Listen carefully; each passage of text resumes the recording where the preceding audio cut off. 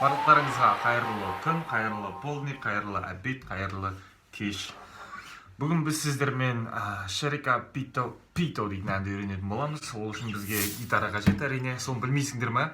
Гитара деген бұл инструмент, испанский. Бұлар струна деп аталады. Үш қана аккорд керек. Ол Ем, содан кейін Ам, содан кейін мынау қандай аккорд, жігіттер білесіңдер ме? Мынау қандай аккорд екен білмеймін. Мына аккорд қалай аталатынын білмеймін, өздері қарап алыңдар интернеттен. Звучаниесі осылай болады примерно.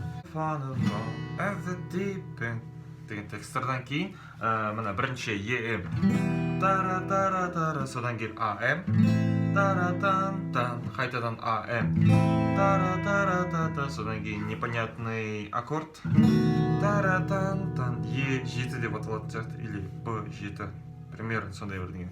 Шерека-пипа-пито, шерека-пипа-пито, шерека-пита-пито, пито, бейбі. Үйреніп алыңдар, соны білмейсіңдер ма?